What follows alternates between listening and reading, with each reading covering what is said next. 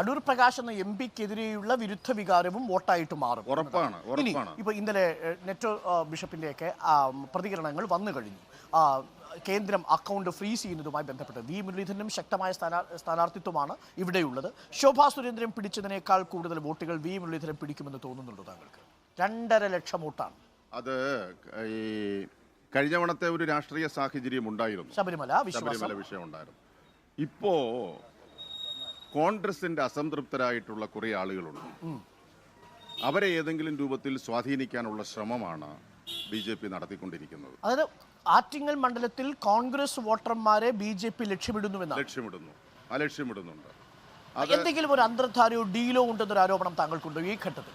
അല്ല, അവർ തമ്മിൽ എപ്പോഴും അങ്ങനെ ധാരണ ഉണ്ടായിരുന്നില്ല. ഇപ്പോൾ കഴിഞ്ഞ തെരഞ്ഞെടുപ്പിൽ പിന്നെ BJPയുടെ വോട്ട് മറിച്ചു കൊടുക്കാനും അടൂർ പ്രകാശിന് ജയിക്കാനുള്ള സാഹചര്യം ഒരുക്കി കൊടുക്കാനും തയ്യാറായത് BJP ആണല്ലോ.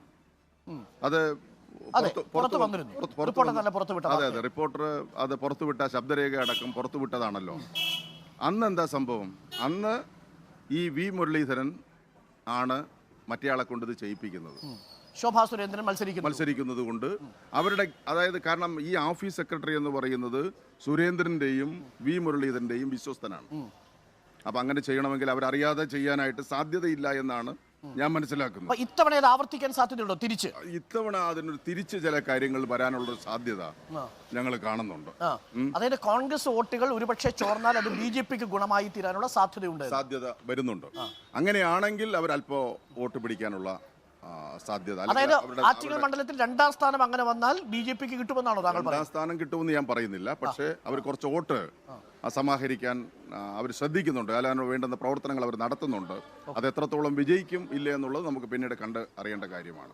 അപ്പോൾ നേരത്തെ നമ്മൾ പറഞ്ഞതുപോലെ ലത്തീൻ സമുദായത്തിന്റെ അടക്കമുള്ള വോട്ടുകൾ ഇത്തവണ വരുമോ? അതേസമയം മുതലപ്പൊഴി അടക്കമുള്ള വിഷയങ്ങൾ ഒരു ഭാഗത്ത്. മുതലപ്പൊഴി വിഷയമല്ല. മുതലപ്പൊഴിയിൽ ഞങ്ങൾ പറഞ്ഞ 11 ഐറ്റം കാര്യങ്ങൾ, ഗവൺമെന്റ് വെച്ച കാര്യങ്ങൾ ഏതാണ്ട് ഈ ആഴ്ച കൊണ്ട് പൂർത്തീകരിക്കുകയാണ്. ഡ്രഡ്ജിങ് അടക്കം കൃത്യമായിട്ട് നടക്കുകയാണ്. 2 ഡ്രഡ്ജിങ്ങിന്റെ പിന്നെ കപ്പലുകൾ വന്ന്, അല്ലെങ്കിൽ അത് ആ സിസ്റ്റം വന്ന് അതിനാവശ്യമായിട്ടുള്ള കാര്യങ്ങളടക്കം ചെയ്തു വരികയാണ്. ബാക്കി ഞങ്ങൾ പറഞ്ഞ 1 by 1 ആയി അവിടെ പൂർത്തീകരിച്ചിട്ടുണ്ട്. അവിടെ ഇപ്പോൾ ആളുകൾക്ക് ഒരു പ്രശ്നവുമില്ല. ഞാൻ ഇന്നലെ കേസെടുത്തത് വലിയ വൈകാരിക വിഷയമാണ്. അത് കേസ് പിൻവലിക്കാൻ, അതായത് വളരെ പ്രശ്നമുള്ള കേസുകൾ ഒഴികെയുള്ള കേസുകളെല്ലാം പിൻവലിച്ചിട്ടുണ്ട്. അതിന്റെ പേപ്പർ പോയിട്ടുണ്ട്. മറ്റതും പിൻവലിക്കുന്നതിനെ സംബന്ധിച്ച് ജുഡീഷ്യറിയുമായി ആലോചിച്ച് ചെയ്യാമെന്ന് അവർക്ക് ഉറപ്പ് കൊടുത്തു. തീരപ്രദേശത്ത് പോകുമ്പോൾ ഒരു കോൺഫിഡൻസ് കിട്ടുന്നുണ്ടോ? ഉറപ്പായിട്ട് ആ കോൺഫിഡൻസ് വരുന്നുണ്ട്. ഞാനിപ്പോൾ കഴിഞ്ഞ ദിവസം മുതലപ്പൊഴി, വേളി മുതലുള്ള തീരദേശ പ്രദേശങ്ങളിലെ പരിപാടിയിൽ പങ്കെടുത്തതാണ്.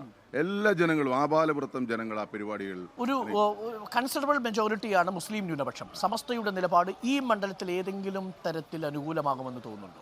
അല്ല, മുസ്ലിം കമ്മ്യൂണിറ്റി കഴിഞ്ഞ തെരഞ്ഞെടുപ്പിൽ എടുത്ത സ്റ്റാൻഡ് അല്ല ഇപ്പോൾ ഉള്ളത്. അവർ സ്വാഭാവികമായി കാര്യങ്ങൾ മനസ്സിലാക്കി. രാഹുൽ ഇഫക്റ്റ് ഇല്ല. ഇത്തവണ രാഹുൽ ഇഫക്റ്റ് ഇല്ല. കാരണം കോൺഗ്രസിന്റെ അവസരവാദപരമായ നിലപാട് അവർ തിരിച്ചറിഞ്ഞിരിക്കുന്നു. അത് പൗരത്വ ഭേദഗതി നിയമം ചർച്ച ചെയ്തപ്പോൾ ബോയ്ക്കോട്ട് ചെയ്ത സംഭവമാണെങ്കിലും, ഇപ്പോൾ ഏറ്റവും അവസാനം ചട്ടങ്ങൾ പ്രസിദ്ധീകരിച്ചപ്പോൾ അവരുടെ അഖിലേന്ത്യാ പ്രസിഡന്റ് എടുത്ത നിലപാടാണെങ്കിലും, ഇപ്പോൾ റീസെൻ്റായിട്ട് ഞങ്ങൾ എന്തു ചെയ്യും പ്രകടന പത്രികയിൽ അത് ഉൾപ്പെടുത്താത്ത നിലപാടുകളാണെങ്കിലും അതവർ തിരിച്ചറിയുന്നു. ഒറ്റ ചോദ്യം കൂടി ചോദിച്ചാൽ അവസാനം. ഈഴവ കമ്മ്യൂണിറ്റി വളരെ പ്രൊഡോമിനൻ്റ് ആണ് ഈ മണ്ഡലത്തിൽ, നിർണായകമാണ്. അപ്പോൾ ഈ 3 സ്ഥാനാർത്ഥികളിലേക്കും ആ വോട്ടുകൾ സ്പ്ലിറ്റ് ചെയ്യാനുള്ള സാധ്യതയുണ്ടെന്നാണ് വിദഗ്ധർ പറയുന്നത്. അങ്ങനെയാണെങ്കിൽ അത് ദോഷമാകും? അല്ല, അങ്ങനെ നമുക്ക് പറയാൻ പറ്റത്തില്ല. അത് ആ കമ്മ്യൂണിറ്റി കൃത്യമായിട്ട് കാര്യങ്ങൾ മനസ്സിലാക്കി വോട്ട് ചെയ്യുമെന്നാണ് ഞാൻ മനസ്സിലാക്കുന്നത്. കൃത്യമായി കാര്യങ്ങൾ അവർ മനസ്സിലാക്കി ഈ തെരഞ്ഞെടുപ്പിൽ വോട്ട് ചെയ്യും. ഓക്കെ, അപ്പോൾ താങ്ക് യു വിജോയ് നമുക്കൊപ്പം ചെലവഴിച്ചതിന്. അപ്പോൾ വിജോയ് ആത്മവിശ്വാസത്തിലാണ്. ഒട്ടേറെ കാര്യങ്ങൾ ഈ തവണ തിരഞ്ഞെടുപ്പിൽ തനിക്ക് അനുകൂലമാകുമെന്നാണ് ജോയ് പറയുന്നത്. മാത്രമല്ല 2 മാസത്തെ പെൻഷൻ കൊടുത്തതൊരു പോസിറ്റീവായ ഘടകമായി തീർന്നു അല്ലേ? ഇനി 4 മാസം മാത്രമേ ബാക്കിയുള്ളൂ. ഈ സർക്കാരിനെതിരെയുള്ള ഭരണവിരുദ്ധ വികാരമൊന്നും ഇല്ലല്ലോ കാര്യമായി ഗ്രൗണ്ടിൽ? അത് ഇപ്പോഴത്തെ നിലയിലില്ല. തിരുവനന്തപുരത്ത് എന്താ അവസ്ഥ? ഞാൻ അതും കൂടി ഒന്ന് ചോദിക്കട്ടെ. അങ്ങനെ ചുമതലയുള്ള ജില്ലാ സെക്രട്ടറി ആണല്ലോ, ഇവിടെ സ്ഥാനാർത്ഥിയാകുമ്പോൾ ഹൃദയം അവിടെയാണല്ലോ. തിരുവനന്തപുരവും ഞങ്ങള് പിന്നെ വളരെ അഡ്വാൻസ് ചെയ്തിട്ടുണ്ട്. കഴിഞ്ഞ കാലങ്ങളിൽ നിന്ന് വ്യത്യസ്തമായി നല്ല ഒരു വർക്ക് നടത്തിയിട്ടുണ്ട്. ശക്തമാണ് അവിടെ. ശക്തമായിട്ടൊരു പ്രവർത്തനം തിരുവനന്തപുരത്ത് നടത്തിയിട്ടുണ്ട്. Okay, thank you Shri Vijoy. അപ്പോൾ